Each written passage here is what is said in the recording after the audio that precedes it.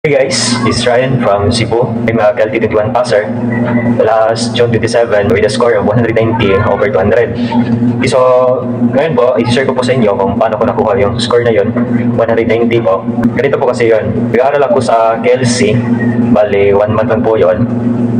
Pagkatapos noon, mga 9 months po bago ako nag-exam, itong June. Bali yung ginawa ko, para ako nag-re-review yung mga reference ko. By the way, ito po yung mga reference ko.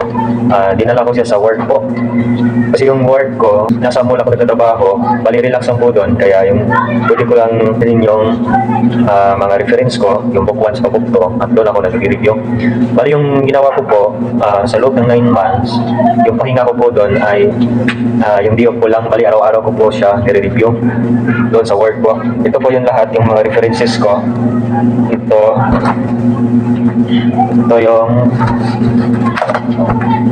yung book 1. Bali ito po yung book 1. Book 1, saka yung book 2. Tapos, meron pa po ako ito, dalawang notebook. Puno po ito lahat, saka ito, puno po rin ito. Tapos, yung mga bookcaps ko po, ito po sa kadami, yung mga bookcaps ko. So, ito po sila lahat. Sobrang dami. Tapos yung ginawa ko po, yung unang inaral ko is yung book 1. Dinala ko doon sa trabaho. Saka, hindi naman ako totally nag-memorize ng mga vocabulary. Yung familiarize lang po ako. Yung ginawa ko, 20 to 30 bookcaps per day. Tapos susunod na araw, hindi ko na po siya minimorize. Pinafamiliarize ko na lang po siya. Tapos, ulit-ulit ko po yung ginawa hanggat ma-master ko po lahat yung vocabulary na nasa book 1. Ang ginawa ko po, yung bawat pahina doon sa book 1 or sa book 2 na bawat word doon na hindi ko alam, ay sinesearch ko po. Tapos, sinusulat ko sa gilid at nilalagyan ko ng meaning. Tapos, pag nire-review ako, lagi ko siya nakikita. Parang papasok na po siya sa utak ko. Ito po siya lahat, yung book 1. Bali, ito po yung ginawa ko. Sinulatan ko po siya. Tulad yan. Ayan. So, ayan.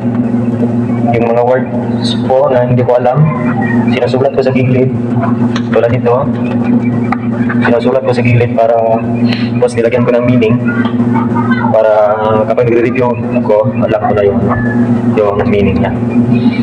Tapos, ito po yung ginawa ko doon sa grammar po na bawat grammar po ng book 1 at saka book 2, ko po siya nire-refer kay Ma'am Kami po, yung Kami Teachers Korean po. Magaling po si Ma'am Kami mag-explain ng grammar, kaya yung mga grammar doon ko po kinukuha kay Ma'am Kami. So, naiintindihan ko na po siya. Lahat ng grammar ng book 1 at book 2, doon ko po kinukuha. Kaya, ayun, araw-araw ko po siya nire-review, kaya parang naging madali lang po siya sa akin. Yung book 1 sa book 2 po talagang na-memorize ko po siya lahat. Yung book 1 sa yung book 2, tulad nito, yan, grammar po yan. Ito, may grammar dito. Ito, kay Ma'am Kami ko po siya kinukuha. Meron po kasing video si Ma'am Kami doon sa book 1 sa book 2 na naka-chapter na po, from chapter 1 to chapter 60. Doon ko po sa pinanood at sinusulat ko po siya dito. Kaya pag nireview ko siya, talagang naiintindihan ko po siya. Yan po. Bali, araw-araw ko po itong 20 bookcaps per day. Sa loob ng 9 months po yung ganito kadami ay memorize ko po siya. Tapos, meron pa ako dito, grammar din. Ito, mga po ko. Puno din po ito. Tapos ito, puno din po ito. Yan. Tapos, ito, makapuna ng mga friend ko po, mga pinasirox ko, yung pira ko na mismo, yung kinuha ko dito, mga vocabulary na po ito. Yan, thousands of vocabularies po. Yan, ganito po karami siya. Parang nasa 10,000 pages yata. Ayan. O, ganyan siya kadami. Ayan. Tapos, dito, yung mga mock test ko. O, ito, mock test ko. By the way, everyday po ako nagma-mock test. Sa mock test lang po. Isang araw. Bali, nagma-mock test po ako sa madaling araw. Tapos, pagkapasok sa work, nagre-review ako. Ito, napuno ito ng mock test. Ito. So, mock test ito din. Bali, sa loob po ng 9 months, ay everyday din po ako nagma-mock test. Isang mock test lang po, isang araw. Ito po, yung mock test ng Easily Go to Korea sa YouTube po, ay naubos ko siya. Yung Easily Go to Korea po ay maganda po siyang doon kayo magma-mock test kasi yung mga paragraph po doon ay sobrang haba, napakahaba po. Yung mayroong paragraph doon na 7 sentence, 6 sentence. Kaya yung exam ko po, may paragraph doon, 15 to 20, puro mga paragraph na yon. Kasi yung paragraph doon, 4 to 5 sentence lang po. So, yung nag-answer po ako, parang wala lang kasi nahasa po ako sa Easily to Korea sa YouTube po na mock test niya. Merong napakaraming paragraph po. Saka yung simile po, i-recommend ko din yung simile. Yung simile ko din po ay ano siya, perfect po siya. Bali lahat, meron akong isang row. Sa kadalasan po ito na perfect. Maganda din po yung simile sa simula po. Pero pag nagtatagal ka doon kasi yung mga question, pabalik-balik lang. So naghanap ako ng ibang sources. Yung Easily Go to Korea po, 100% recommended po. Graph, doon po kayo kay Sir Hangul Formula po. Doon po ko nakuha yung mga graph. Bali, sa exam ko po, 4 yung graph. May keywords po lahat, gahasang, gachang. Doon po kay Sir Hangul Formula po. Doon kayo manood.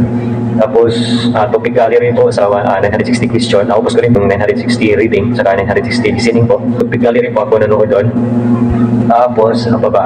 Kay Ma'am Kami, manood din po kayo kay Ma'am Kami. Bali yung exam ko po, 190 po yung score ko. Dalawa lang po yung picture na lumabas. 1 at saka 2. 15 to 20, yung paragraph na po. Tapos, 4 na graph. Tapos, the rest doon, bigka na po. Listening ko, aning yung picture, yung tamang response. The rest, conversation na po. Bali, doon pa ako nahirapan sa conversation. Kasi sa listening, hindi mo lang siya pwedeng balikan. Doon yung mahirap. Kasi sa reading po, yung 10 minutes pa lang, natapos ko na siya. Siran ko na lahat, 10 minutes pa lang. So, ang ginawa ko, pagkatapos nun, review ko siya lahat, pinalikan ko lahat yung mga from number 1. Tinignan ko pala sa system, sa isang room ko sa reading, saka isa sa listening. Meron pa akong picture dito, ipapakita ko po. So, masaya ako nung sinabi ng yung mga nakakuha ng 110, tumayo at proceed to another room. Nakikita ko yung score ko na 190. Nawawala lahat yung mga pagod, saka ayun, sobrang painful. Kaya guys, may babayo ko lang, focus kayo sa exam. Concentrate kayo doon kasi yung 8 yata kami nag-exam tapos 2 lang kami nakapasa. Tapos yung 6 pa doon ay repeater, merong pang-4 na, merong pangatlo na yung exam, pangalawa. Tapos kami yung 2 na nakapasa, pareho kami first timer. Nakakapanghinayang, kung pwede pa lahat tayo pumasa. So dapat ang ibabayo ko lang, focus lang kayo doon sa exam. Huwag kayong magranta kasi napakadali lang po ng exam kapag handa po kayo. Tulad po nito, yung mga references ko, dapat pinaghandaan nyo talaga. Ito na po lahat yung mga references ko. Sa loob po ng 9 months, ito po lahat. Okay, so yun lang po at good luck sa mag-exam pa nito second batch at third batch, hindi pa po tapos yung exam. So, good luck po. Kaya nyo yan. Dasal po at magtiwala sa sarili. Yun lang po. Thank you.